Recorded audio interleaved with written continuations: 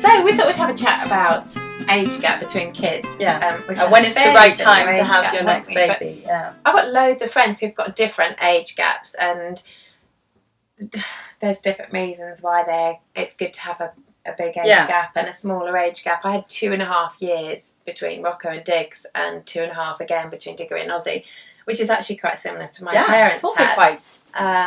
quite amazing, really, that you managed that. To just to get it so even. Right. But yeah, and that was the age gap that I would have quite liked, and that we didn't fall pregnant exactly when we wanted to anytime. But and for me that's really worked. It's been a great sort of age gap because the kids are quite close together, so they play nicely some of the time. It's never going to be all of the time. It works, it works for all of them and their relationships, and it's quite nice. I wouldn't want to have much of a bigger age gap between my boys. I quite like having them all fairly close together. But I can also always see work pluses to a bigger age group. We've got lots of friends who've got older ones and then a 5-6 year gap, and I see and then you end up with an older one that really helps with the little one, and that's really lovely too. And just things like being able to say, I can have said to one of my 2.5-year-old boys, can you hold the baby while I go and put the dinner on? Whereas if I leave my baby with Tilda, I go in and I find that she's got her foot on her head or something. So it's like, what happens if I just put my back? I have to say, it's quite funny when you do that, Tilda, and you see her jump and go, I wasn't doing anything. Wasn't me. But I mean, for us, we ended up with a 3.5 year age gap, and it wasn't about us wanting to plan that specifically. Our problem was that we didn't feel that we were financially in a position to be able to have our next baby, and it's quite hard because everyone's going, come on, when's the next baby coming? You're going to have another one. It's quite an invasive question anyway to ask people, when are you going to start, because you're basically saying, when are you going to start having sex and having a baby. That even on your wedding day. I know. Question. It is a rude question. I think people should really think about kids, that. Yeah. You can't. Well, maybe we don't want them, and then people look at you horrified. But hey, that's your choice. You do what's right for you. But and I did find it quite hard because I almost wanted to turn around to them and say, well, I tell you what, if you can find me a few grand to keep us afloat while I'm off on maternity leave because I'm self-employed, that would be great. If you'd like to pay our mortgage, that would be great. And that's another thing. It's not just about the finances. We're both self-employed, and for me, there was nobody was going to give me maternity pay when I stopped modelling. Could you not get maternity allowance? Yeah, you can, but no, it's not like working for a company where you announce that you're pregnant and they say, jolly good, well, you decide when you want to stop working and we'll give you 6 months full pay. I mean, full pay in some cases. Not everyone does that. Half salary in others, but that's amazing. And I didn't have that. And I think, with my job, you never actually know what you're going to earn the next month anyway, because you don't know what's around the corner. But I didn't know whether I was ever going to work again when I was pregnant. Because when you're self-employed as well, we've both found this, you lose your contacts, you take time off, you go back to your contacts and they've either left, moved on, or they found somebody else that they like as much as you or more than you. And happened to me. Happened to you, happened to me, people moved on. One of the massive magazines big you work for, magazines that I used to work for all the time, phoning the picture editor and announcing that I was coming back to work. And he was like, Anna who? Who's that?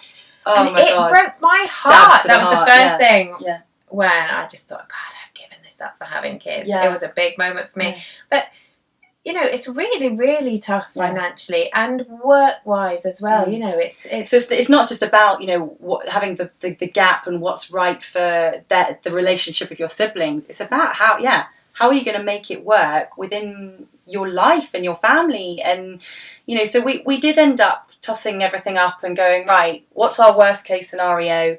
Our worst case scenario is that we rent out our house, move in with parents, or rent a little flat somewhere purely to have our family, because it was a choice that we made, that we wanted the family. We weren't going to do it on handouts. We wanted to do it for us, and we just went, okay, fine, let's just do this. So far it's working out okay, and it is a bit hard. You do cut lots of things out of your life, and that's the choice that you make for having kids.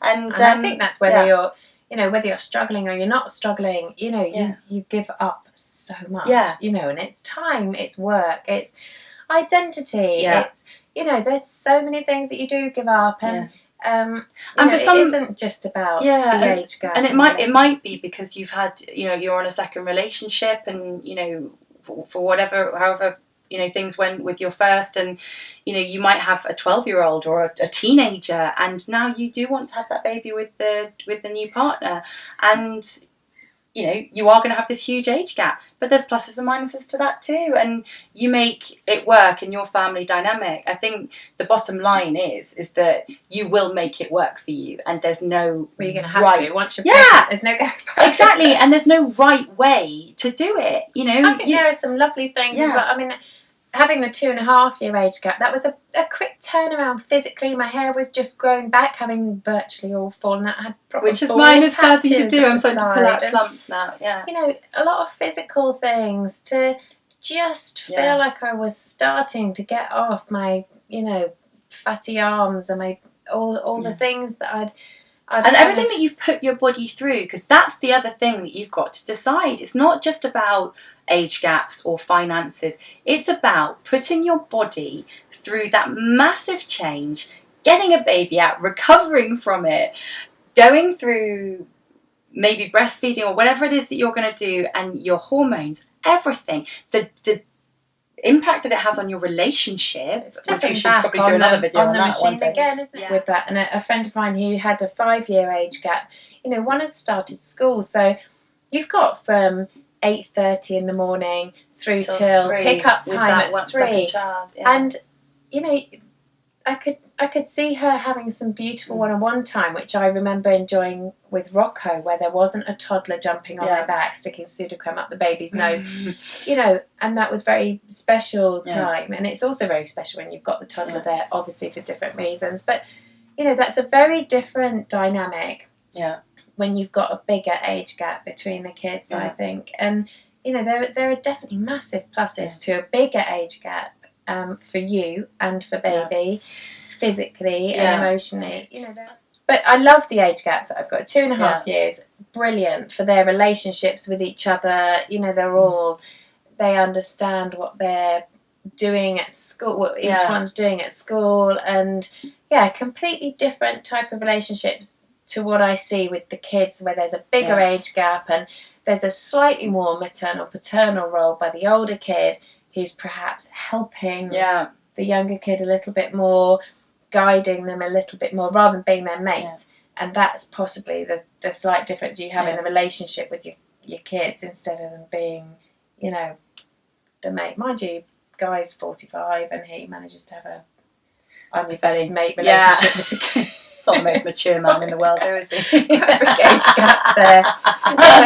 But I mean, the 3.5-year gaps, it looks like it's going to be quite a nice one for Tilda and Ivy. But I've got a much smaller gap. I've got a 2-year gap between my sister and I always kind of thought that is what I would have for my kids.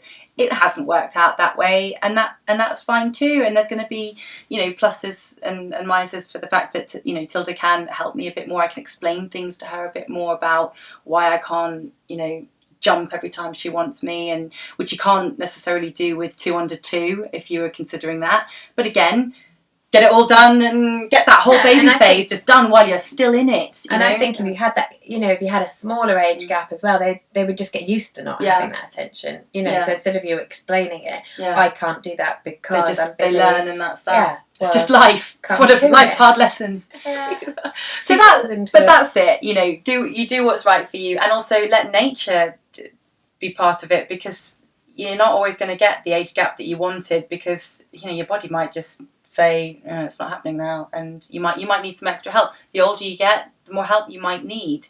I know people who've thought it's going to happen the same as it did the first or second time, and then it just doesn't hasn't always. And we were talking about people who get pregnant on the back of the last, Yes! Oh my goodness. My health visitor was saying that, at their 8-week check, that they have people turning up saying, I'm pregnant again. It's like, well, were you trying? Yeah. And you think, oh my God. I've heard it happen accidentally before, because you're so, they say that you're more fertile. But I'm not sure I'd want to dive straight back down the rabbit hole. Yeah. Bottom line is, there is no right time for anyone. And you will make it's the right time for you. You know, once that baby is on its way, that is the right time. That's the bottom line, I think. And if it's not the right time, you've got to get on with it anyway. Yes, it's not like you can it's do. Not going anywhere. It doesn't matter if it's the right time or not. You're pregnant. It's too late. So good luck with that, and we'll see you on the next video from Hey Mummy.